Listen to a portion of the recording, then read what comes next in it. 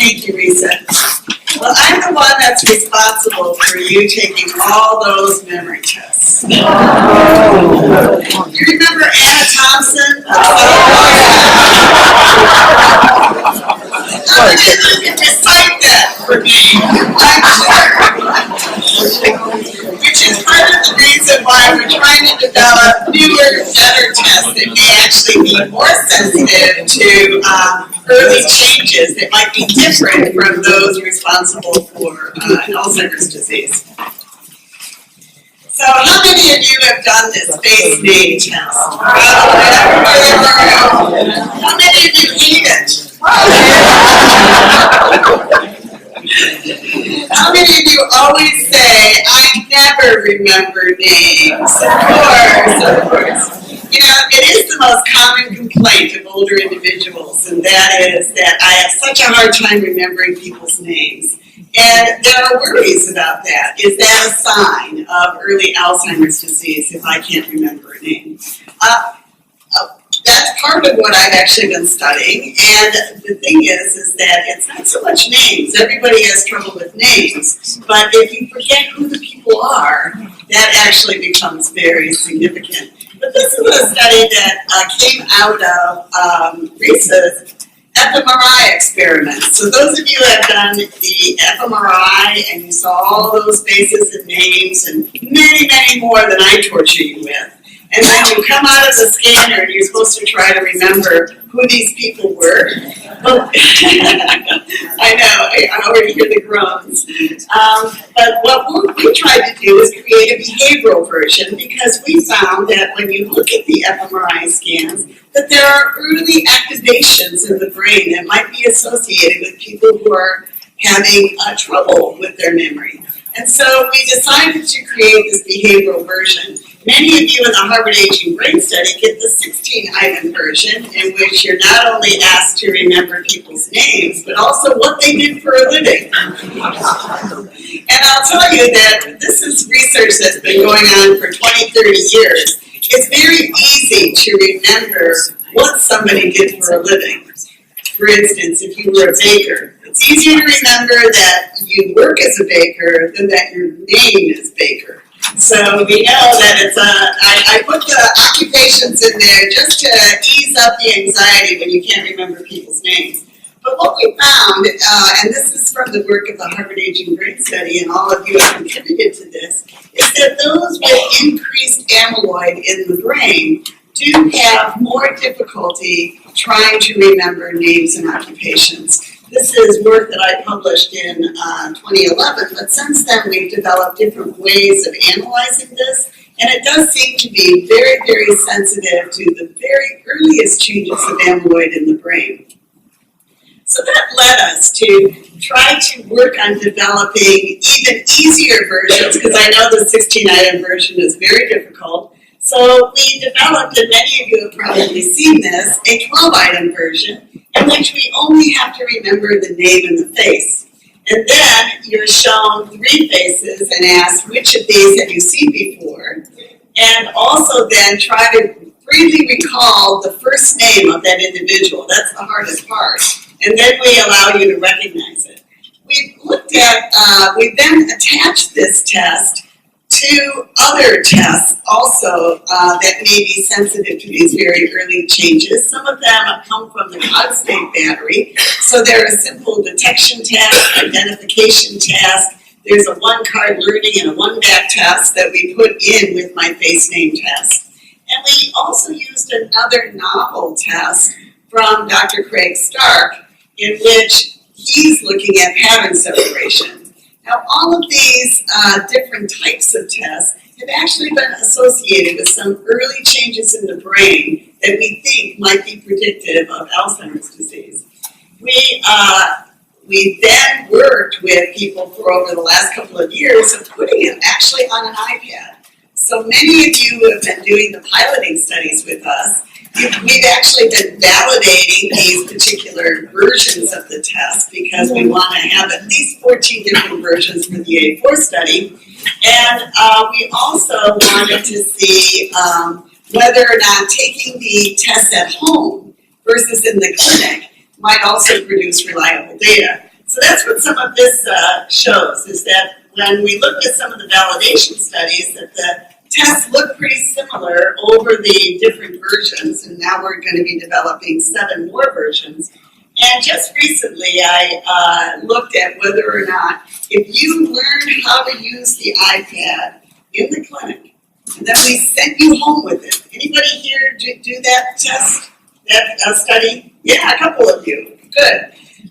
We wanted to find out if you took it home and on your own did this test every day instead of coming into the clinic, and then brought the iPad back the next week, and we wanted to see whether or not that data was actually reliable. And it looks like it actually is. And maybe in the future, instead of making the long trip to the clinic once a year, we might be able to do these kinds of things over the internet or at home, so that we get actually even maybe better or more reliable cognitive data. So that's some of the exciting things that we're doing. And this iPad version is actually a exploratory secondary outcome measure for the A4 study, which we hope will actually inform the FDA to see the sensitivity of some of these kinds of tests. So we're moving into the 21st century and away from Anna Thompson. You know, I've been wanting to say goodbye to Anna Thompson for a long time. The other thing we were interested in is a lot of older individuals have trouble remembering movie stars, right? Who was that movie star that was in that movie? The names of those movie stars. So we wanted to look at famous faces. So who's the fella up at the top? Ricky. Who's the other one? Ricky. You know, I was amazed that 100% of older individuals that we gave this test to before we actually put it together as a test, everybody knew Twiggy. I was like amazed. She's as popular as Oprah. So what we found is that when you look at the ability to recall the name of these famous people, that both people with early memory problems along with normals are both terrible at it. We all have trouble coming up with names. So those of you who worry about that know that that can be a part of the normal aging process. But what we actually found distinguished the groups here, and this is just pilot data, so I know the scientists in the room are looking at a couple of dots down here. But what we did find is that those who actually had mild memory problems forgot what these people were famous for. And that is a little bit more worrisome symptom. So just because you can't remember who the person's name is, you might, many of you will still remember that that was an actor, or that's a politician, or that was an astronaut. And so these are some of the things that we are now further exploring as early changes or signs in the brain. And one of my wonderful postdocs, Dr. Kate Papp, where are you, Kate? There she is, the one that's running around with a microphone.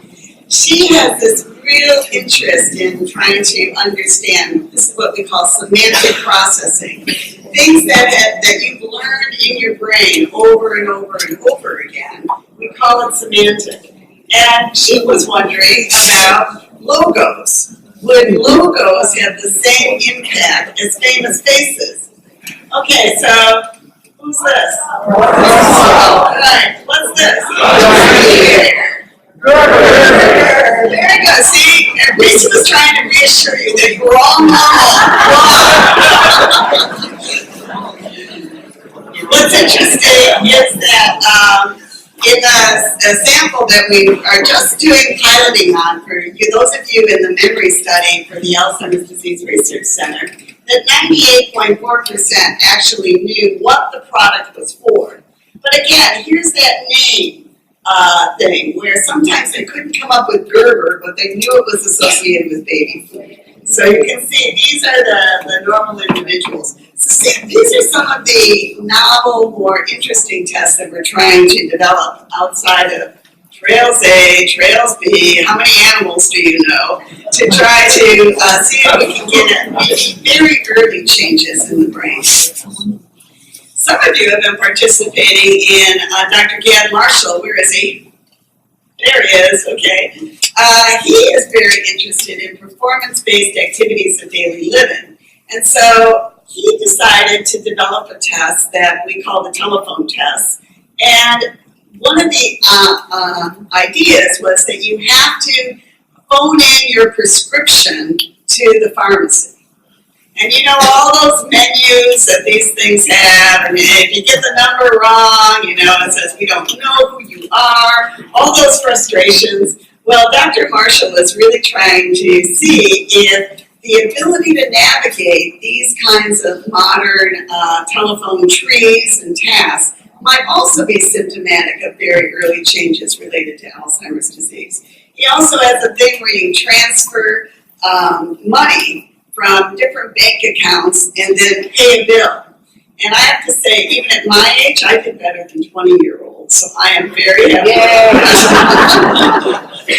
But he actually found an association both in normals, MCI, and AD, as well as in normals only, to an area of the brain close to the hippocampus. So there may be some association with these very sensitive, early performance-based activities of daily living. And then this is work that I presented at the Alzheimer's conference this year, because one of the things that I wanted to look at when we take these very early sensitive tests, do they map out different stages of what we call preclinical AD that Dr. Sperling was telling you about earlier.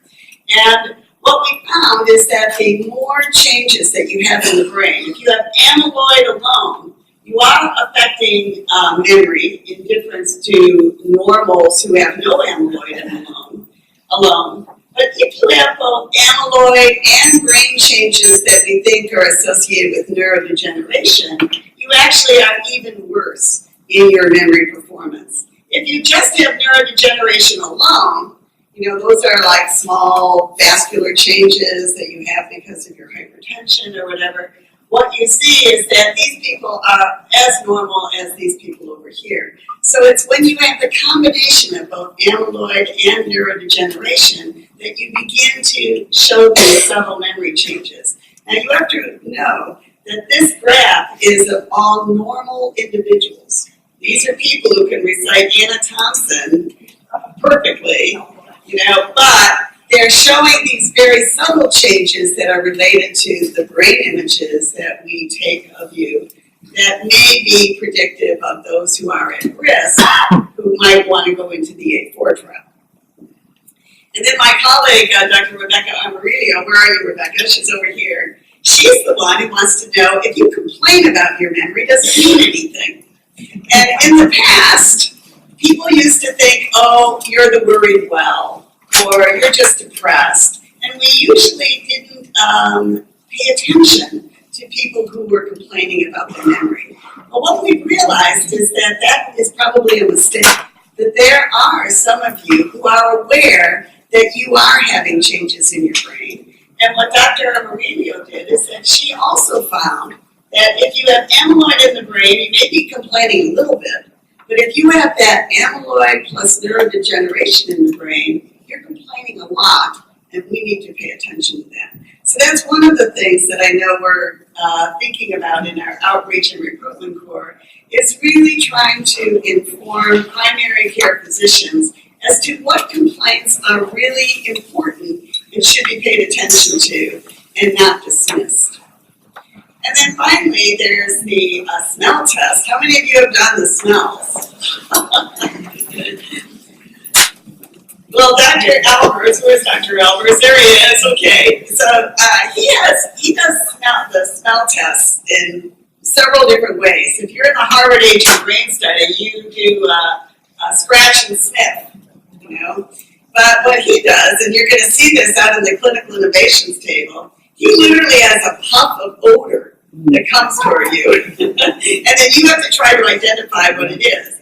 And he's found some very interesting findings in which if you've got early changes related to Alzheimer's disease, you're actually doing poorer on particularly a memory aspect of the test. So he does this memory test in which he says, did you smell this smell before?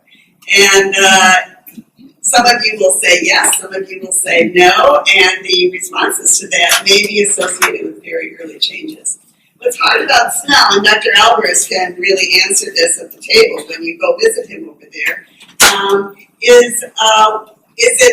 does everybody begin to lose their sense of smell, have early Alzheimer's disease?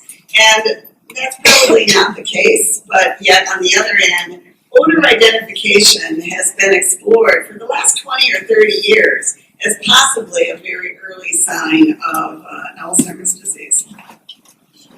So this is my little side to say, you know, in order to develop some of the things that we are looking at, whether it's a tau imaging scan, an amyloid scan, cognitive tests, taking the tests home, we need volunteers to help us do this pilot testing because we want to know, is the data reliable? Can this actually be done? And this is where all of you have really helped us to move the field forward in coming up with these various different tests. So if you are not in the Harvard Aging Brain Study, because you're going to be doing this in the next follow-up visits where we're going to send the iPads home with you.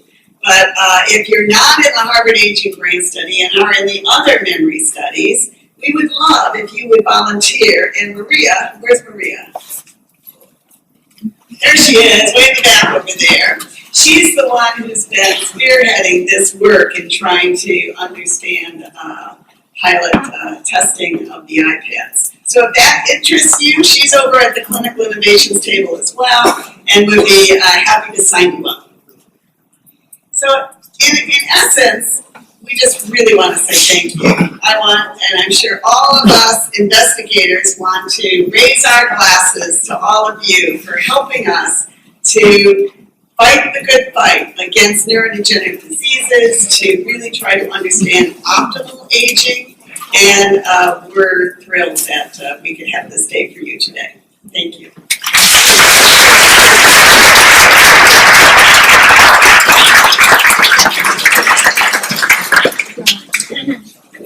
Hello. I read an article recently about London taxi drivers who have to test the knowledge. I'm sorry. I read an article recently about London cab drivers who have to pass the knowledge test. They have to memorize 25,000 streets, 20,000 places, and 320 routes. It was discovered that during the period of time that they acquired that ability through mostly rote memory, that their hypothalamus grew remarkably. I wonder if we could do something like that. You know, that would be even worse than Anna Thompson, memorizing the whole book. I have no idea, but you know, there is a lot of work being done on cognitive or brain enhancement, cognitive enhancement. Is there a way in which we can, you know, grow extra neurons in the brain? I mean, one of my main interests has always been in cognitive and brain reserve, and it was part of why I actually started some of these novel tests, is that I found that people who were bright, who had a lot of education, that these tests were too simple for them. And so I wanted to develop kinds of challenging tests that would help us to get at some of these early changes. And those people who are bright do have a way of being able to do these kinds of tests pretty well, even in the face of encroaching pathology in the brain. So that's very interesting. But I promise all of you, I will not have you memorize 25,000 streets in London.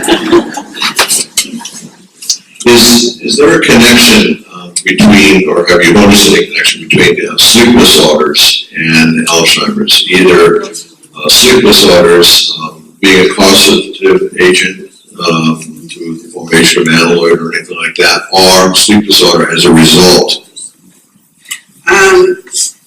I have not. Risa, have you heard anything related to sleep? I know that sleep affects cognition.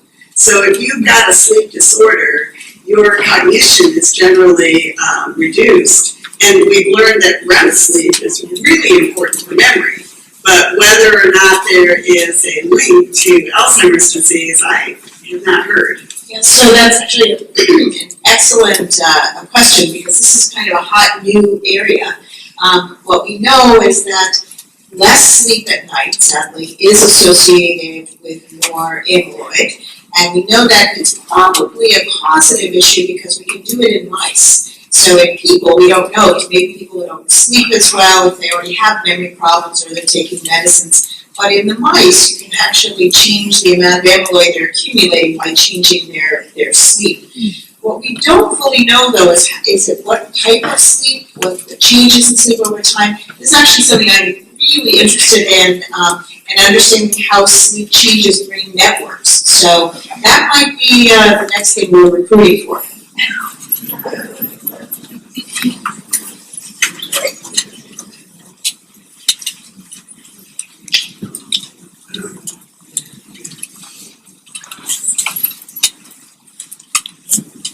Hi, I had heard that the aging Down syndrome population is more likely to have Alzheimer's, and I wondered what we were learning from that, and if with your research into how you do cognitive testing at that, if there's a different course of diagnosis for them, because of some of their different challenges that they have.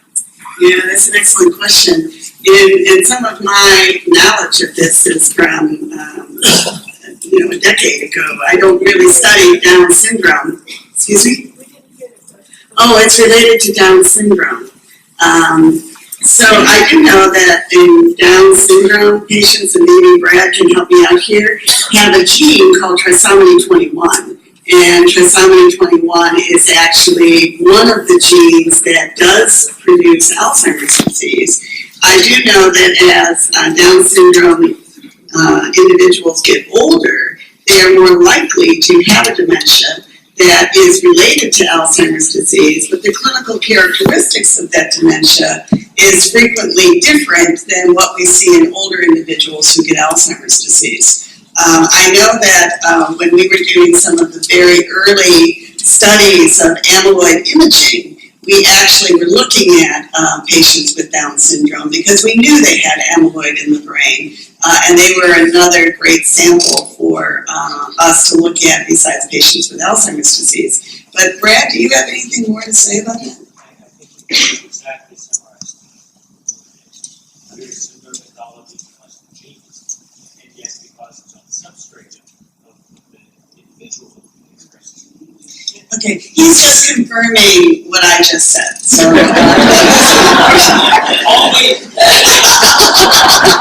It's learned. Okay, we're gonna have one more question because we need to move on to another fascinating talk. I was just wondering if any of you are going to be talking to any medications that might be in development to break up the plaques. Right? Oh, so Dr. Sterling is an expert at that one.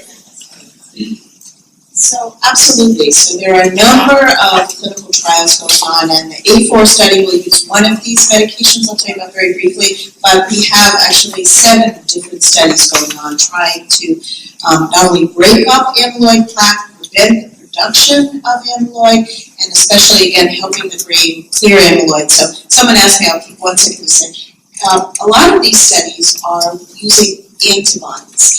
And those of you may not know what an antibody is, it's something your body makes to try to help clear out abnormal proteins or infections. So when you go get a flu shot every year, you get a vaccine that helps your body make antibodies against the flu virus. And in this case, we know that there are antibodies against parts of that amyloid protein that can help the brain and the body clear amyloid out of the brain and hopefully prevent it from coming. And these are all kinds of long names like solanezumab, MAB at the end stands for monoclonal antibody if you want to know. And then the next class of medicines very excited about are trying to make less amyloid, because we know that amyloid is produced in the nerve cells and chopped up in a special way. And if you change the way that the amyloid is produced, it may be less sticky, less likely to form these clumps and plaques. And I'm very excited about those trials. They're just starting up, but we'll be doing the A5 trial, the next one next year, using one of those medications. So there is information out at the table about clinical trials, and we're doing these trials not only prevention, but in people who already have some memory problems or dementia, because it's really important to us to know at what stage of Alzheimer's disease do we really need to treat to hopefully slow this progression. So I'm happy to answer more questions about that later, but I think we're going on to the next speaker. Yes, it's, I just want to remind everybody that there will be more opportunities for questions because we know that you have them and we want to answer them. So we'll be dividing up into groups here. So hold your questions. We hope we can get to them all. But now it's my distinct and wonderful honor of introducing to you Dr. Tesla Gomez Isla. She's from Spain.